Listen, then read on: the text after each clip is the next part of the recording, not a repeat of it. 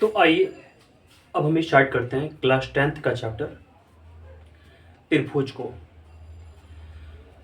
तो मैं बता दूं आपको कि मैंने अब तक 3 चैप्टर को कंप्लीट करा दिया हुआ है। पहला है त्रिकोणमिति, दूसरा आयतन और पृष्ठ क्षेत्रफल, और तीसरा है वृत्त से संबंधित क्षेत्रफल, और हमारा चौथा जो है ये है त्रिभुज। तो मैं अभी भारतीय भवन बुक को लेकर चल रहा हूँ, ठीक है। तो उससे मैं क्वेश्चंस, जितने भी क्वेश्चन उसमें हैं उसको मैं सॉल्व करा रहा हूँ, ठीक है। तो आइए अब हम देखते हैं इस त्रिभुज चैप्टर को, ठीक है। देखिएगा यहाँ पर एक वर्ड है सर्वागसम। सर्वागसम का मतलब आपको समझ में आना चाहिए। अगर आप 9th क्लास में त्रिभुज पढ़े हुए हैं तो आपको ये सर्वागसम का मतलब जो है ना वो पता होगा। जिनको पता नहीं है, ठीक है, और जो पहले से पढ़े हैं थोड़ा भूल गए हैं, तो मैं थोड़ा सा आपको याद पढ़ा दूं, ठीक है। तो चलिएगा सबसे पहले देखते हैं। यहां पर बोला है कि दो त्रिभुज तभी सर्वागसम होते हैं जब उनके आकार और आकृति समान हो। जैसे देखिए हमारे पास एक यहां पर त्रिभुज है और एक त्रिभुज हमारे पास यहां पर है। इसका नाम है ए बी सी, इसका नाम है पी क्यू आर, ठीक है। तो हमारे पास दो त्रिभुज हैं। ये जो त्रिभुज है ना ये समबाहु त्रिभुज है दोनों। ये भी समबाहु त्रिभुज, ये भी समबाहु त्रिभुज। समबाहु त्रिभुज की अगर बात करें तो वैसे त्रिभुज जिसके तीनों भुजा बराबर होते हैं उसको हम लोग समबाहु त्रिभुज बोलते हैं, ठीक है। तो चलिए यहां बोला हुआ है कि जब उनके आकार, यानी कि आकार मतलब क्या, जितना बड़ा ये उतना बड़ा ये, यानी कि ये अगर 10 सेंटीमीटर स्क्वायर तो ये भी कितना 10 सेंटीमीटर स्क्वायर। और आकृति का मतलब क्या होता है, ये समबाहु त्रिभुज है तो ये भी समबाहु त्रिभुज है। तो दोनों का आकार मैंने बता दिया, दोनों का आकार बराबर है, यानी कि 10 सेंटीमीटर स्क्वायर 10 सेंटीमीटर स्क्वायर, दोनों की आकृति समान है। तो ये भी समबाहु त्रिभुज, ये भी क्या समबाहु त्रिभुज। तो दोनों त्रिभुज सर्वागसम होंगे।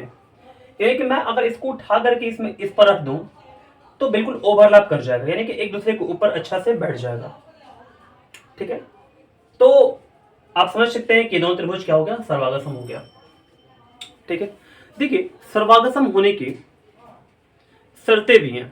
दो त्रिभुज के सर्वागसम होने की 5 शर्तें हैं, ठीक है। यहां पर लिखा गया है S S S, S A S और आर एच एस, ठीक है।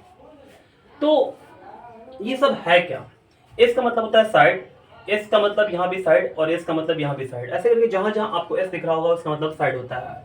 साइड मतलब भुजा होता है। जहां जहां आपको ए दिखेगा ना उसको हम लोग बोलते हैं एंगल, और उसको ए से दिखाते हैं। एंगल मतलब होता है कोण, साइड मतलब होता है भुजा, और एंगल मतलब होता है कोण, ठीक है। तो यहां पर ध्यान दीजिएगा, साइड का मतलब क्या होता है, यानी कि भुजा, और एंगल का मतलब क्या होता है, कोण होता है, ठीक है। एक चीज यहां पर आपको एक्स्ट्रा दिख रहा होगा, यहां पर आर दिख रहा है, यानी कि इसका मतलब होता है राइट एंगल, राइट एंगल। इसको हम लोग बोलते हैं हाइपोटेनस, हाइपोटेनस, समझ गए। तो राइट एंगल हो गया हमारा, और ये क्या हो गया, हाइपोटेनस हो गया। देखिए पीछे से कुछ आवाज आ रहा होगा तो उससे आप बिल्कुल घबराएं नहीं। मैंने 2-3 बार अपना वीडियो शूट जो है ना वो इसी के चलते रोक चुका हूँ, लेकिन आज मुझे कैसे भी करके शूट करना ही है तो मैं शूट करूँगा ही आज। तो थोड़ा सा आप जो थोड़ा सा समस्या मेरे साथ आपके साथ होगा, अगर प्रॉब्लम होगा सुनने में तो थोड़ा सा आप बिल्कुल देख लीजिएगा, ठीक है ना। देखिएगा तो यहाँ पर हाइपोटेनस है, यानी कि इसको बोलते हैं हम लोग कर्ण। राइट एंगल मतलब क्या, यानी कि समकोण होता है, ठीक है, समकोण हो गया आपका। फिर से बोल दे रहे हैं, एस का मतलब साइड यानी कि भुजा, ए का मतलब क्या, यानी कि कोण, ठीक है। ए का मतलब एंगल यानी कि कोण, एस का मतलब क्या, साइड यानी कि भुजा, आर का मतलब क्या, यानी कि राइट एंगल यानी कि समकोण, एस का मतलब क्या, यानी कि हाइपोटेनस यानी कि कर्ण। समझ गया, सब कुछ बता दिया। अब इसके अलावा आपको कुछ नहीं दिखेगा इसमें, तो देखिए पहले इसको देखते हैं। जब किसी त्रिभुज के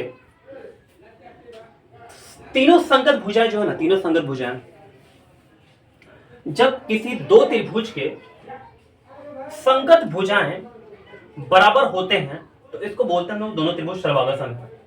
जैसे संगत का मतलब क्या, ये वाला देखेंगे, ये वाला देखेंगे, ये वाला देखेंगे, तो ये वाला भुजा इस भुजा के बराबर, ये वाला भुजा इस भुजा के बराबर, और ये वाला इस भुजा के बराबर, तो दोनों त्रिभुज एस एस एस से दोनों त्रिभुज क्या हो गया, सर्वांगसम हो गया।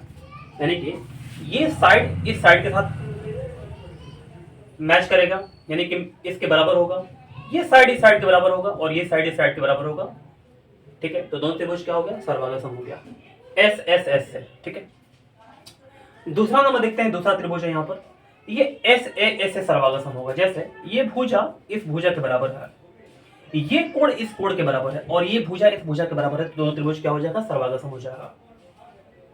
ठीक है, इसके बाद तीसरा देखते हैं हम लोग, यहाँ पर दूसरा हो गया हमारे पास, तीसरा यहाँ पर है एंगल साइड एंगल। ठीक है,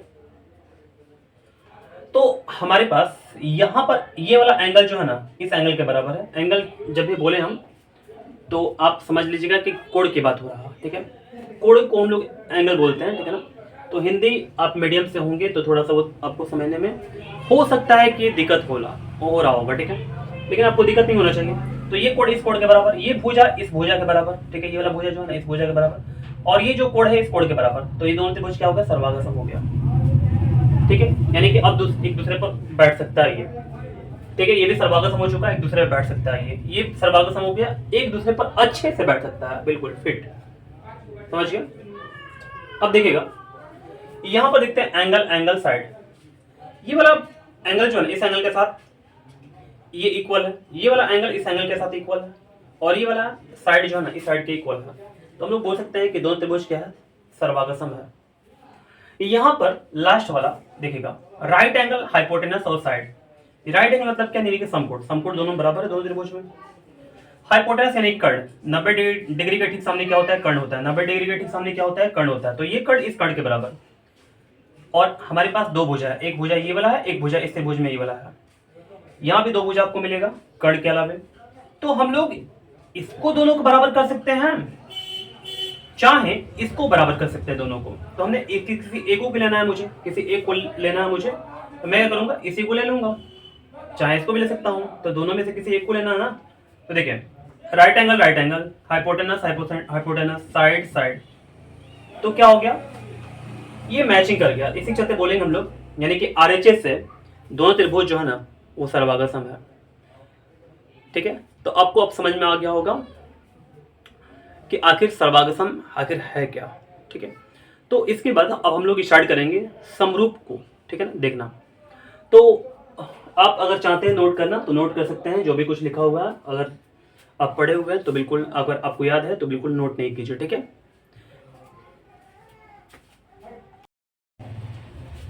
तो आइए अब देखते हैं हम लोग समरूप को। यहां पर मैं लिखा हुआ है कि दो त्रिभुज तभी समरूप होते हैं जब दोनों के संगत कोण बराबर हो। देखिए हमने दो त्रिभुज यहाँ बनाया हुआ है, एक एबीसी नाम का है और एक है डीईएफ नाम का। तो दो त्रिभुज हमारे पास है। यहाँ बोला जा रहा है कि दो त्रिभुज समरूप तब होते हैं जब दोनों के संगत कोण बराबर होते हैं। यानी कि संगत कोण का मतलब क्या है, ये कोण इस कोण के बराबर, ये वाला कोण इस कोण के बराबर, और ये वाला कोण इस कोण के बराबर, और संगत भुजाओं का अनुपात बराबर हो। देखिए संगत भुजाओं का अनुपात मतलब क्या, संगत भुजा मतलब क्या, ये वाला भुजा और ये वाला भुजा संगत भुजा है। तो ए बी और बटे में क्या हो गया, डीई। और क्या बोला, AC बटे में क्या हो जाएगा, यहां पर DF हो जाएगा। और क्या हो जाएगा, BC बटे में क्या हो जाएगा, यानी कि EF हो जाएगा। यानी कि संगत भुजाओं का अनुपात हो गया। अनुपात को हम लोग ऐसे लिखते हैं, ये भी संगत भुजा का अनुपात हो गया और ये भी संगत भुजा का अनुपात हो गया। और संगत भुजाओं का अनुपात जो है ना वो बराबर है, तो इसी चलते बराबर लिख दिया गया यहाँ पर बात। हम लोग दूसरे भाषा में बोल सकते हैं, यहाँ से यहाँ तक जो बात है ना इसको आप छोड़ करके बोल सकते हैं आप समानुपाती है। यानी कि संगत भुजाएं जो है ना वो क्या है, समानुपाती है। ठीक है, तो अगर ऐसा बात होता है, यानी कि संगत कोण बराबर होते हैं और संगत भुजाओं का अनुपात जो है ना, संगत कोण बराबर होते हैं और संगत भुजाओं का जो अनुपात होता है वो बराबर होता है, तो हम लोग बोल सकते हैं दोनों त्रिभुज क्या है, यानी कि समरूप है। समझ की बात को। अब आगे बढ़ते हैं। देखिए, और भी थोड़ा समझाऊँ ना आपको ना मैं, तो मान लीजिए कि यहाँ पर ये 2 सेंटीमीटर का है, यहाँ पर ये 3 सेंटीमीटर का है, यहाँ पर ये 4 सेंटीमीटर का है, यहाँ पर ये 6 सेंटीमीटर का है, ठीक है, यहाँ पर ये 9 सेंटीमीटर का है और यहाँ पर ये 12 सेंटीमीटर का है। तो अगर देखें आप, तो यहाँ पर 2 लिखा हुआ है और यहाँ पर 6 लिखा हुआ है, 2/6। यहाँ पर 3 लिखा हुआ है, यहाँ पर 9 लिखा हुआ है, 3/9। यहाँ पर 4 लिखा हुआ है, यहाँ 12 लिखा हुआ है, 4/12। 4 3 12, 3 तरीका 9 और 2 3 6, 1/3, 1/3, 1/3 आ गया। तो जो यहाँ पर आप देख रहे हैं कि अनुपात क्या है, अनुपात बराबर है, ठीक है। इससे आपको काफी मदद मिला होगा। इसके संगत भुजाओं को अनुपात जो है ना वो बराबर है। तो यहां से आप देख सकते हैं कि कैसे कैसे हो सकता है। देखिए, थोड़ा सा और समझते हैं। देखिएगा, अगर अपनी भाषा में बात करूं ना, तो यहां पर ध्यान दीजिएगा। देखिएगा, अगर इस त्रिभुज को हम जूम करें, बड़ा करें, बड़ा होते होते होते होते एक ऐसा समय आएगा कि इस त्रिभुज के बराबर हो जाएगा ये त्रिभुज। ये वाला त्रिभुज को बड़ा करें अगर, तो एक समय ऐसा आएगा कि इस त्रिभुज को ढक लेगा पूरा अच्छा से। चाहे अगर हम बोले कि इस त्रिभुज को अगर छोटा करें हम, तो एक समय ऐसा आएगा कि इस त्रिभुज के बराबर हो जाएगा, ठीक है। तो यही समरूप है आपका, ठीक है। अब हम चलेंगे आगे और देखेंगे एक एक करके प्रमेय को, ठीक है। प्रमेय मेरे ख्याल से लगभग 9 प्रमेय है ना, तो एक एक करके मैं प्रूफ कराऊंगा सबको। तो चलिए अब हम बढ़ते हैं आगे।